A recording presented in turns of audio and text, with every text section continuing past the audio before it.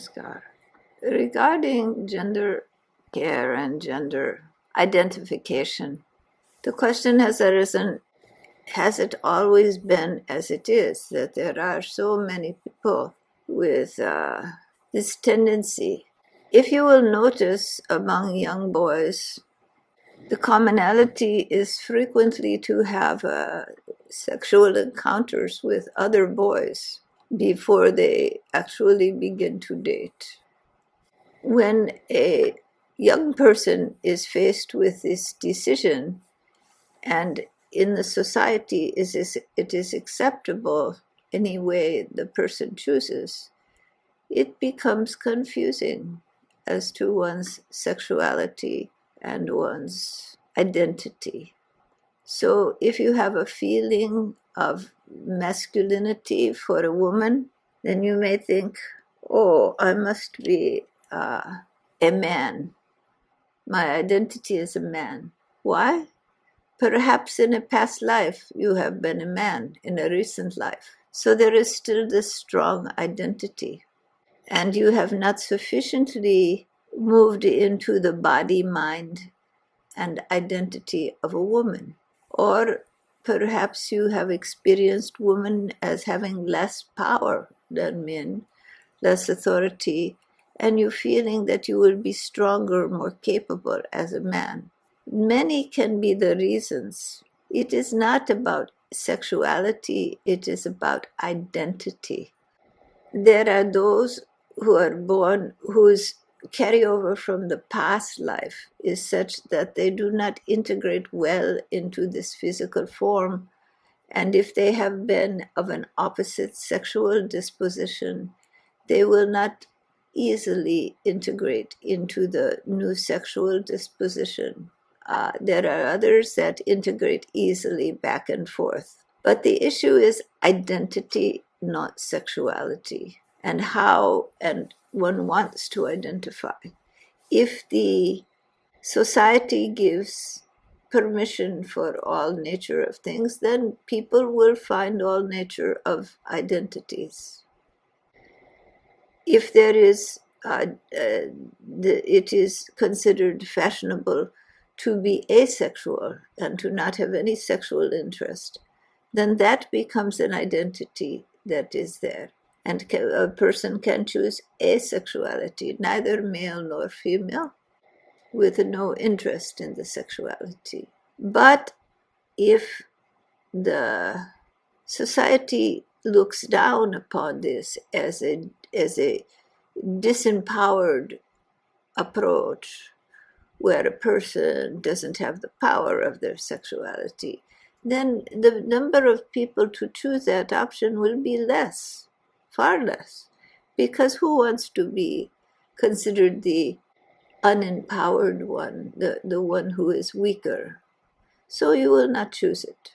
But in a political society where different identities play out in the society with approvals and disapprovals, with permissions and reactions, then depending on one's desires in identity, if one wants to be a rebel, do something different, stand out in the crowd, maybe it's a way to do that. If one has had a bad experience of the opposite sex, maybe one doesn't want to indulge with that. If there has been a strong past life of one sexuality, in the next life it may bleed over. So there are many different reasons for identity shifts. And the more the different identities have approval in the society, the more people will consider those as desirable. When the strict male and female identity are not just ruled by some class, but are really in the society considered the desirable, more people will choose that.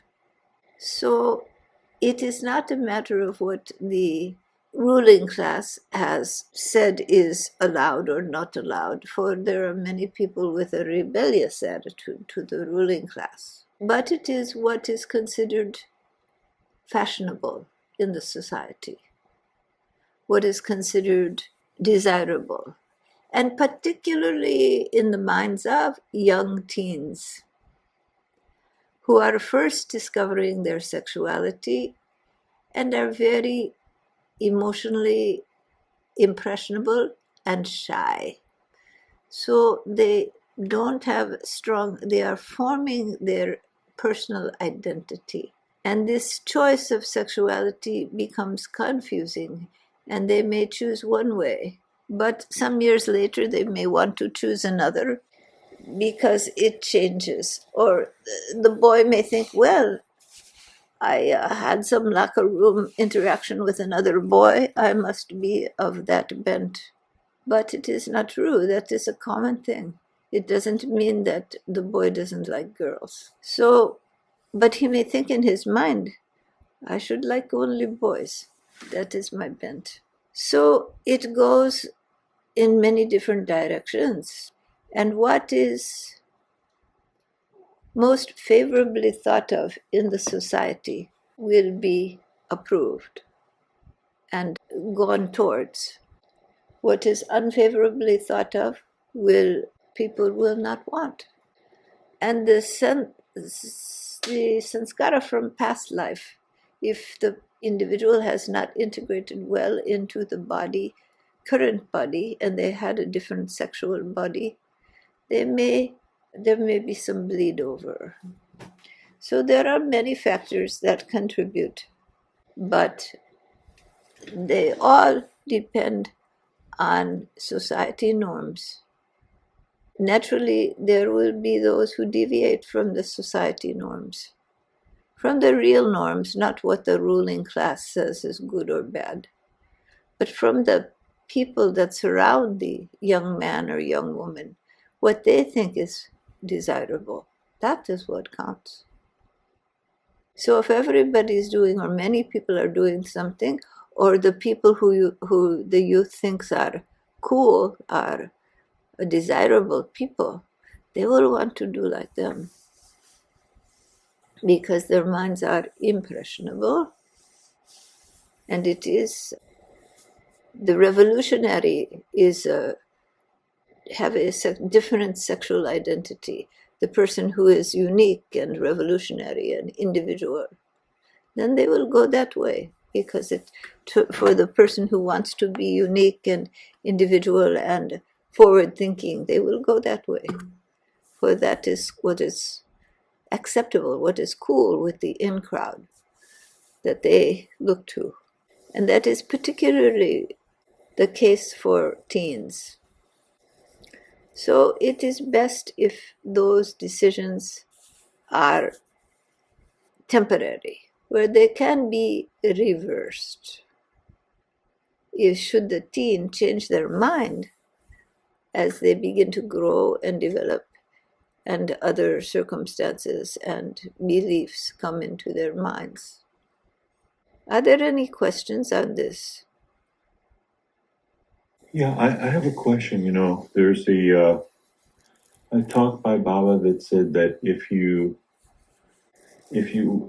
seek things by attracting them to you, then you will be born with a female body, and if you seek things by going after them, then you go after a male body. I never quite understood this. Maybe you can clarify this.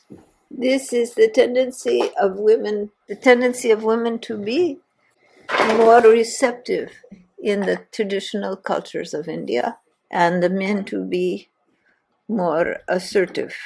And there is some biology behind this somewhat, but there is also very strong cultural prominence in male patriarchy. In patriarchal societies, the women become receptive, the men aggressive. And in terms of sexuality, the men take the forward role and the women the receptive role. So it is in the biology but it is also in the culture of the society. So in societies that are operating in this way, in accordance with the biology, this will often be the case, but certainly not in all. There are many assertive women, are there not? Yeah. And often the woman has the last say. When it comes to the household, the children, all of those management of the family, oftentimes the woman has the dominant role, even though the woman is considered sexually passive. But this is not necessarily the case in all societies. So this is a somewhat biological approach, but mostly a social approach of the type of society. And what was the date that this was said? Yeah, a pretty long time ago. Yes. And where was it said? Yeah, India. Time, place, and person change the variability of these statements, all right? Yes. So there is something to the biology, but the biology does not necessitate the personality. So, for the good and happiness of people, should there be strong direction given to young people, especially teens, to operate within the traditional genders in which they are biologically found themselves?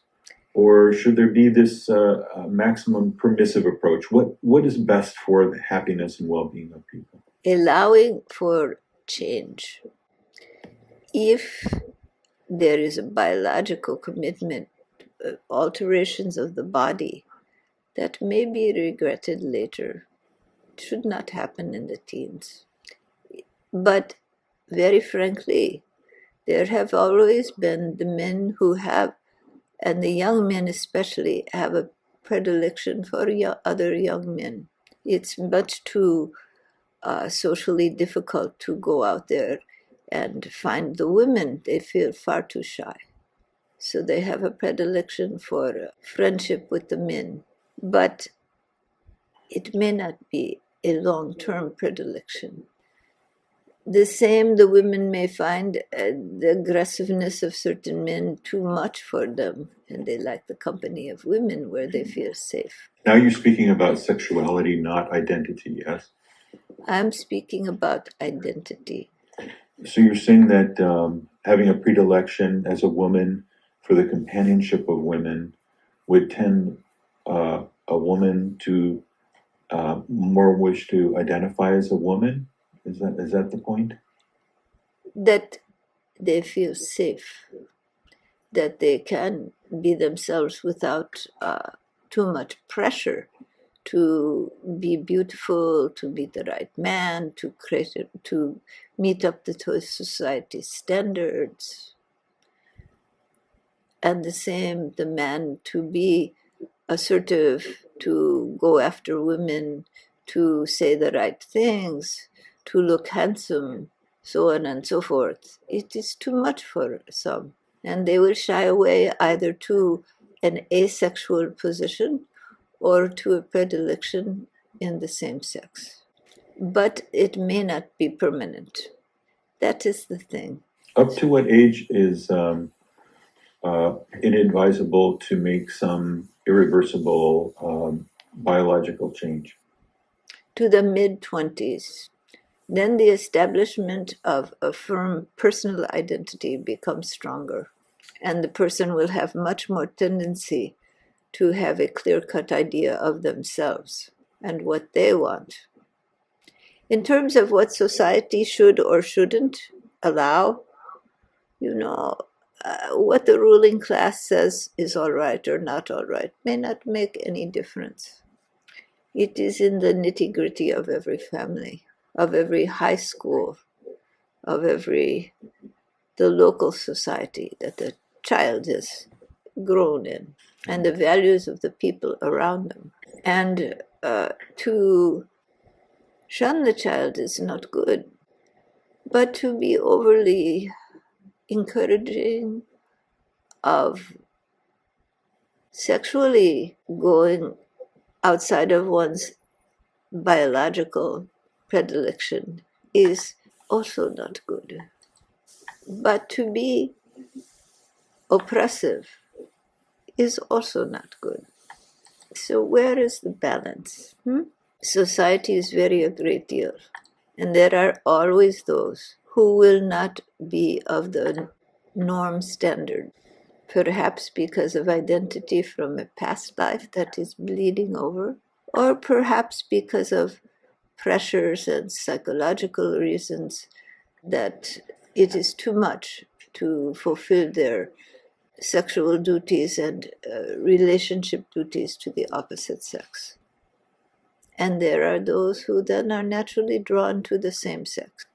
But the tendency to use modern technologies to mutilate the body is not appropriate unless the person has very, very clear understanding of themselves, and they should be at least in their mid-20s to ensure that understanding and to see if these mutilations of their form are what they really want. Thank you. All right. What was your other question? I wanted to talk about punishments in society, what types of punishments are acceptable and what the limits are.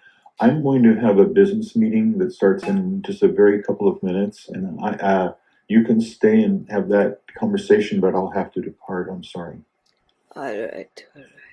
Punishment is not the right approach. Reformation, assistance to new forms of life, to development, and containment of antisocial tendencies.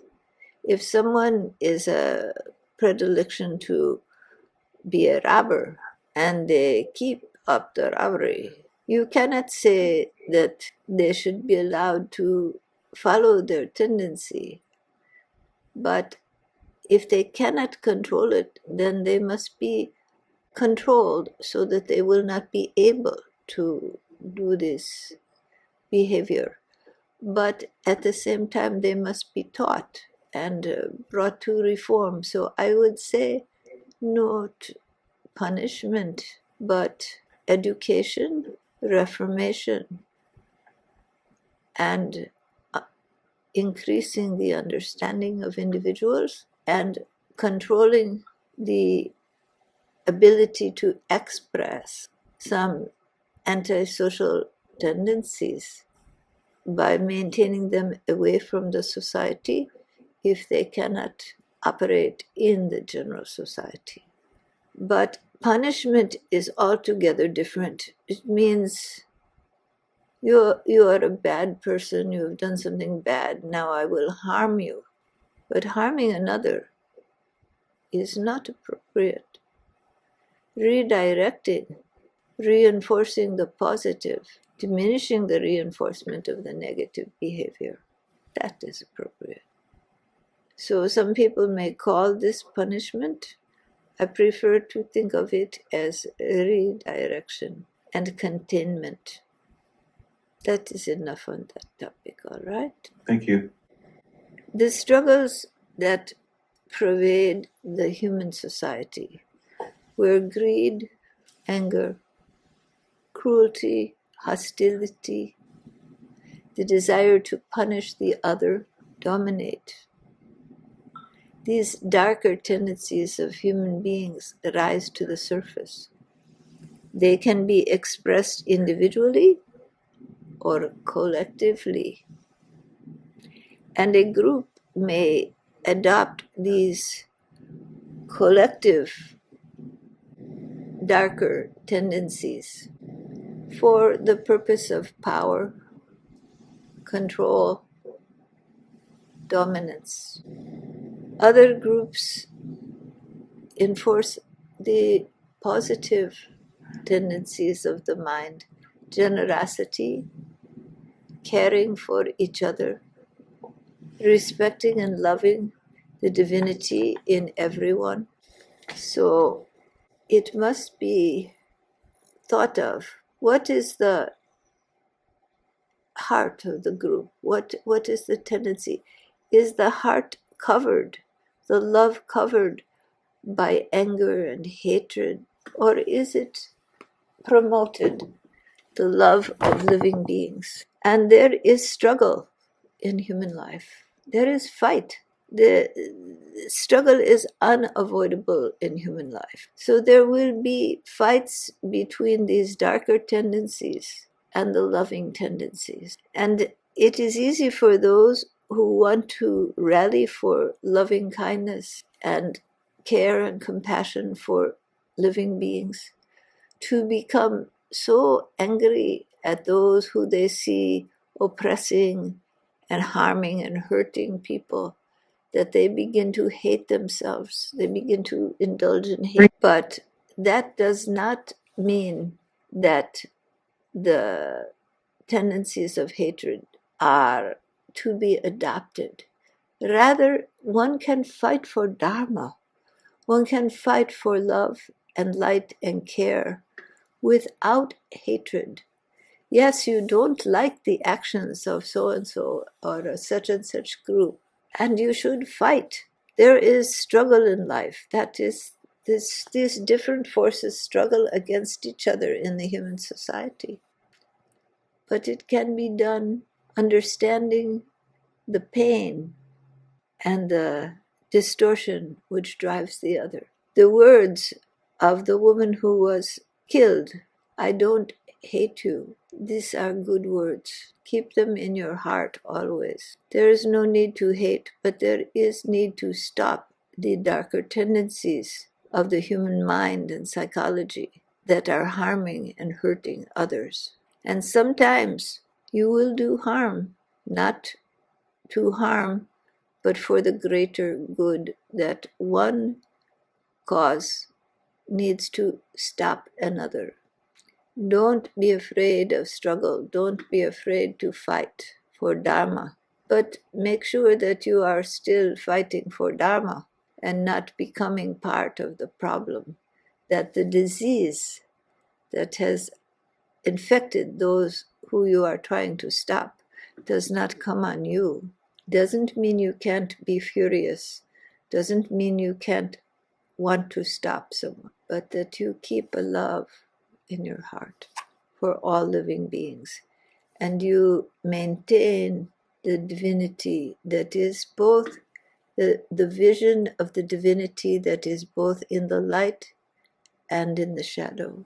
For both the light and the shadow are part and parcel of the one eternal existence. And that pure love permeates both experiences, permeates the awakening of light in the darkness, allows for the brightness of truth to wipe from the eyes the veil of ignorance. Your true nature lies in that love.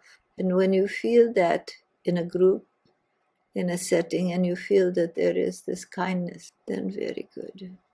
All right? Namaskar.